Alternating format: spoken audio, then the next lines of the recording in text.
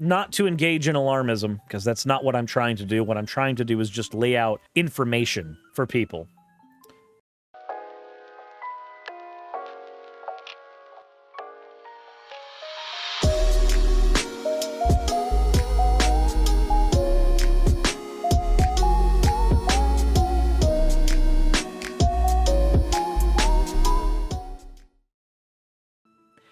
Let's go ahead and get the fan art out of the way, and then this is going to be kind of a heavy topic, so just a fair trigger warning on that.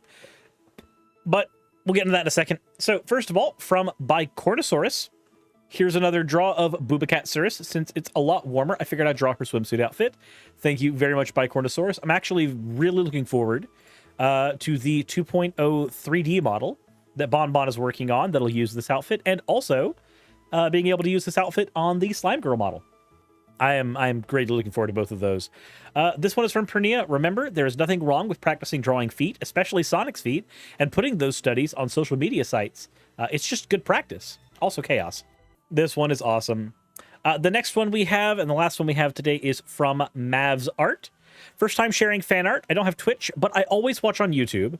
Was going to post this to my Instagram, then I decided my family follows my Instagram, so it'll go on Twitter eventually to add to my portfolio to advertise commissions. Honestly, Mav's Art, if this is the type of art that you do for commissions, then I wish you the absolute best of luck, because this art is stellar. The anatomy is actually really good. Said the Barbarian Girl. Yeah, no, I look like I'm going to club somebody to death. I look like I'm just going to step on them and club them to death. Look at how thick the like, you can't see most of the thighs, but there's a lot of implied thickness to them. This is like break somebody's neck because I tried to shove them out of the way with the boot. Like, Jesus Christ. It's very good. Thank you very much, Mavzar, and best of luck with your commissions. I wish you had put a Twitter handle in here. Hopefully Mavzart is your Twitter handle. That way you might be able to get commissions from this shout out on the video. Hopefully. But in any case, as always, thank you all for your fan art submissions. If you want your fan art to be shown in a future episode, the best way to do so is to drop it into the fan art section of the Discord. With that said, let's go ahead and let's talk about things. There have been some conversations happening recently about trans people. Moreover, there's been a lot of conversations on the right regarding trans people, and we need to talk about that. Now, it should be noted that what we're going to be talking about is very heavy. It's a very heavy subject.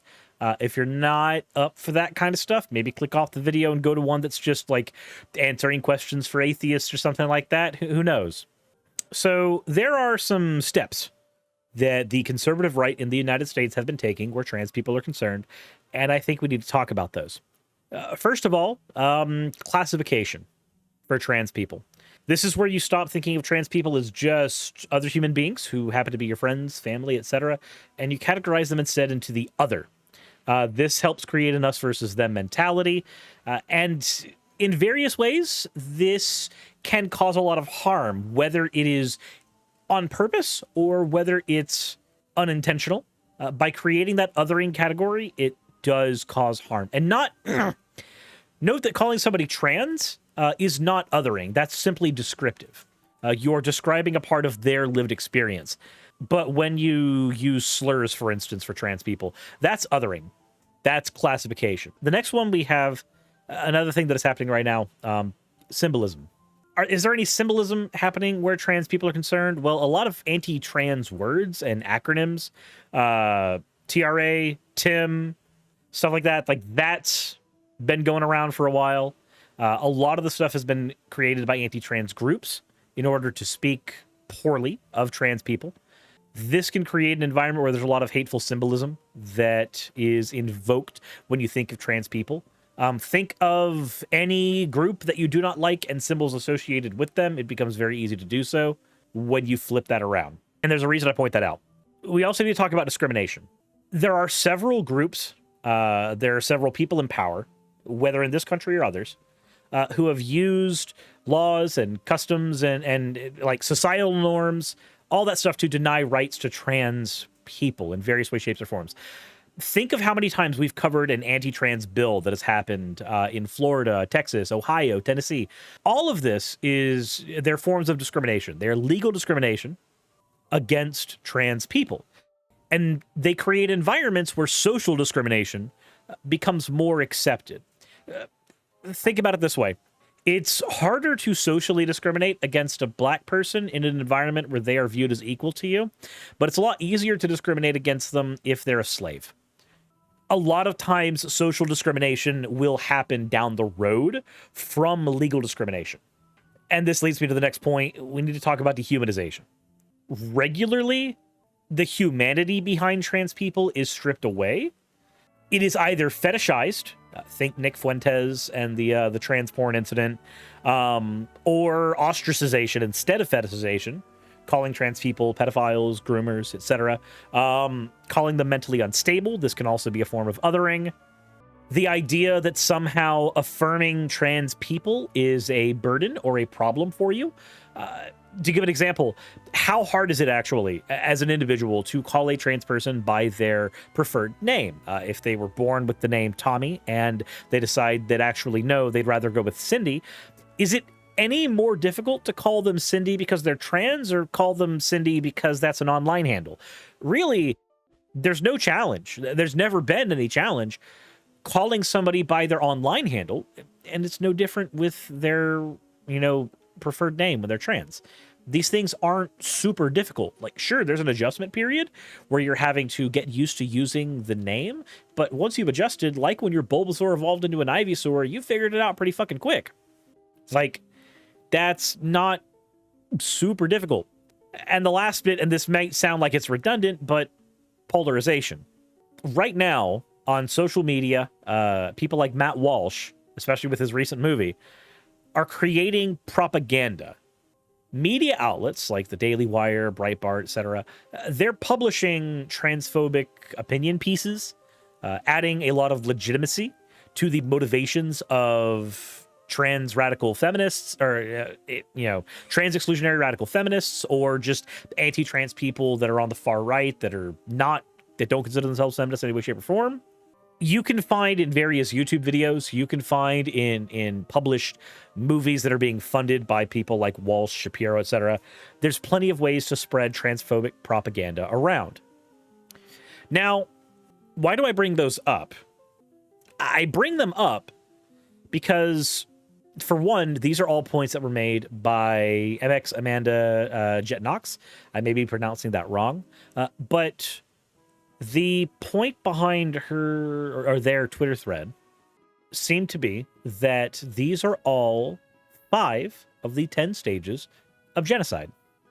Now, do I believe that the term a genocide is happening against trans people is an apt term? Not necessarily, but it is terrifying that we can easily identify 5 of those 10 stages. It's terrifying to me that we can get that far. And what are the 10 stages of genocide? Because that's probably the follow-up question. It's an academic policy and model created by Gregory Stanton. He was the founding president of Genocide Watch, and their goal is to explain how genocides develop. These stages are not linear. Several of these things may occur simultaneously, but these stages are a conceptual model for analyzing the events and processes that lead to genocides, and hopefully a way to determine preemptive measures. Classification is number 1. People are divided into them and us. Symbolization is number 2. When combined with hatred, symbols may be forced upon unwilling numbers of pariah groups. Discrimination is the 3rd. We already talked about that. Law and culture. Law or cultural power excludes groups from full civil rights. Dehumanization is the next one. We already talked about that. One group denies the humanity of the other group. Organization. This is the one we didn't talk about. Genocides are always organized. Special army units or militias are often trained and armed in order to make sure that the genocide can actually be taken out. Sterilization committees can be put out. You can actually find certain countries where for you to receive trans-affirming healthcare, you have to be sterilized. This is not currently a thing that is forced in the United States for the most part, but it is a thing that happens in, say, Finland, unfortunately. Number 6 is polarization. And remember, these things don't happen linearly. Polarization is one of the ones that we already talked about that is easy to tell. The last 4 are probably the scariest ones. They are preparation. This is the planning of mass killings. Victims are identified and separated because of their usual ethnic or religious identity. Those are two of the main signifiers. But when it comes to trans people, how many of you have already heard the term "we always can tell" or "we always know"? So wait, what? Why? Why would Finland do that? Good question. But there are people who mean a lot to me who are in Finland and have noted that this is a process that their family members have had to go through. So you thought they were generally more progressive, but generally is not an all-encompassing term. Number 8 is persecution. The expropriation or forced displacement, putting people in ghettos or concentration camps. We haven't quite gotten there. And I hope we never do.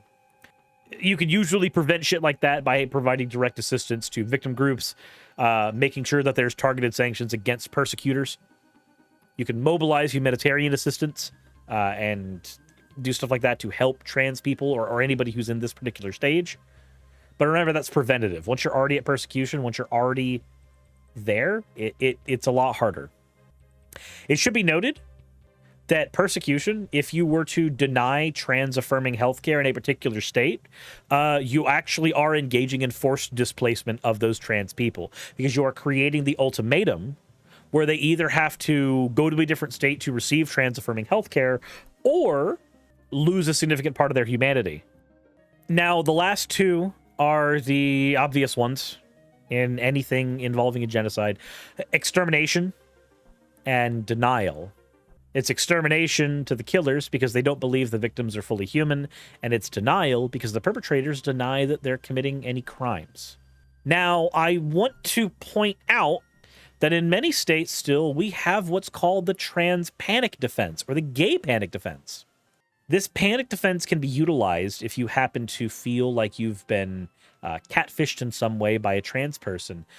People are able to get off with less time in the United States, in several states, over 30 of them, by claiming a temporary psychosis brought on by the understanding, the dawning of information that the potential sex partner they had was trans.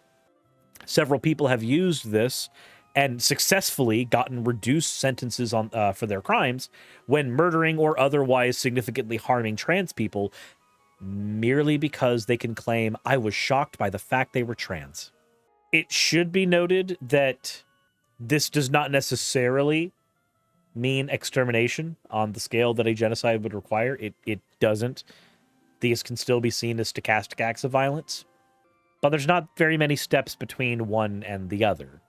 All it takes is a handful of Facebook groups organizing and deciding to engage on particular websites, Plenty of Fish, Bumble, etc., and engaging in a concerted effort for us to reach that stage.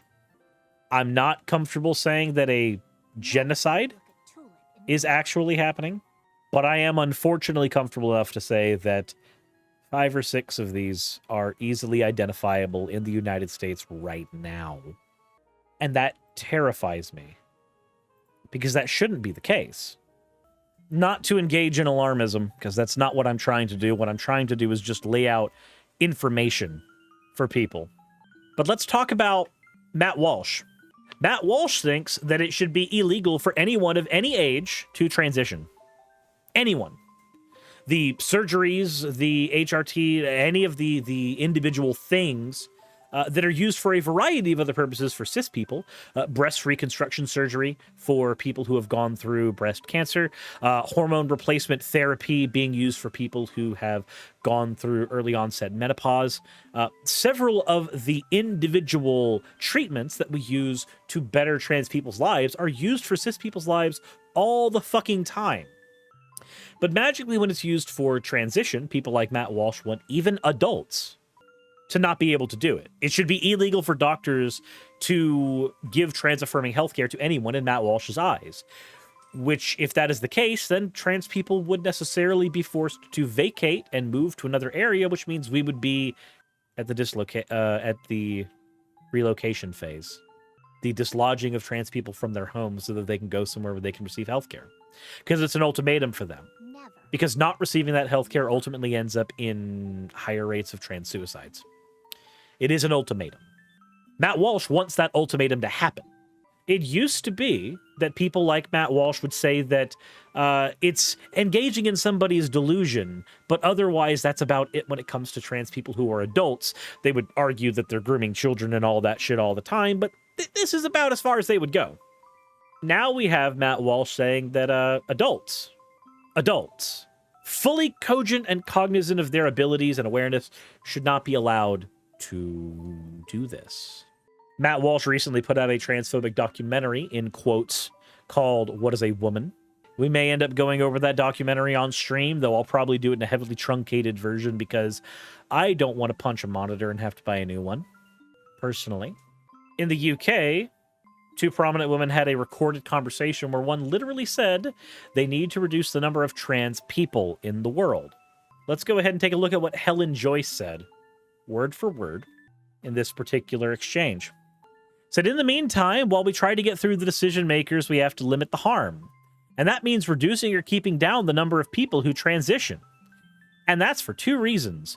One of them is that every one of those people is a person who's been damaged. But the second one is every one of those people is basically, a huge problem in a sane world. Like if you've got people that, and whether they've transitioned, whether they're happily transitioned, whether they're unhappily transitioned, whether they've detransitioned, if you've got people who've disassociated from their sex in some way, every one of those people is someone who needs special accommodation in a sane world, where we re-acknowledge the truth of sex. And I mean the people who've been damaged by it, the children who've been put through those people who deserve every accommodation we could possibly make, but everyone is a difficulty. Helen Stanley replied yes, and then Joyce responded with, I mean, I know that sounds heartless. I'm trying to say exactly the opposite of sounding heartless, but I'm saying every one of these people for 50, 60, 70 years is going to need things that the rest of us just don't need, because the rest of us are just our sex. So the fewer of those people there are, the better in the sane world that I hope we reach. How do you reduce the amount of trans people in the world? I'm just curious. By what mechanism, by what means? What proposals would you use to reduce the amount of trans people in the world? Because by taking away their access to HRT, by taking away their access to gender-affirming bottom and top surgeries, you're not going to make them less trans. We still have the ability for trans people to engage in training, to have more gender-affirming voices. We still have the ability to social transition. We still have the ability for people to dress the way that affirms their gender more. There's still plenty of options and opportunities that people can use to either andronize themselves or get themselves closer to the gender that they feel more comfortable with. You're not going to make less trans people happen just by banning trans surgeries, so what other method would you use? What other options would you have? Because from my end of the aisle, it looks like the only options you would have are actually engaging in the other 5 steps of that. And does anyone have a list of these options? I'd love to know as well. Meanwhile, in Ohio, HB 151 gets put through, which includes the Save Women's Sports Act. This managed to pass 6 days ago. Section C has a verification process that if you're accused of being trans, external and internal genitalia evaluation will happen to minors, testosterone level checks will happen to minors, genetic makeup tests will happen to minors. In Texas, after the Uvalde shooting, remember, a trans girl was assaulted because trans people were blamed in the shooting, and people like Candace Owens spread that propaganda far and wide. And yet, there are people who will deny that anything bad is happening to trans people at all. While I'm perfectly fine accepting that what is happening right now does not quite teeter on attempted genocide, it doesn't have to for it to be alarming. It doesn't. This is shit that should be alarming to us in general. It shouldn't matter if it's quite to the level of genocide or not. That's a red herring.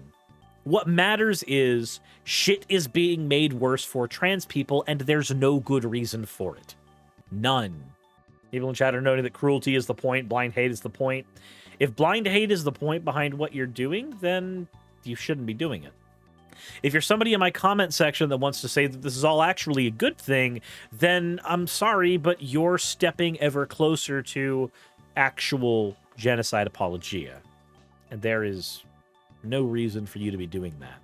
You're better than that. You, person typing out right now how something something delusion, something something child groomers, something something something, I don't care. You're better than that. You can be better than that if somehow magically you're not. If you want to keep on listening to propaganda from people like Shapiro and Walsh et al., that's on you. I can't stop you. I don't have a way to influence that. But I can ask you to look at the things they say and do with a much more critical eye so that you don't come out the other end a raving douche. That's about all I got for that, because that's an exhausting topic to talk about in any case whatsoever. Let me know what you think in the comment section below, what your ideas are where this situation is concerned, how to make things better, because that's where our focus needs to be. You have to recognize things are shit, but they don't necessarily have to stay that way. Let me know in the comment section below. Hit the like button if you haven't already. Subscribe if you haven't already. And as always, everyone, insert end of video tagline here.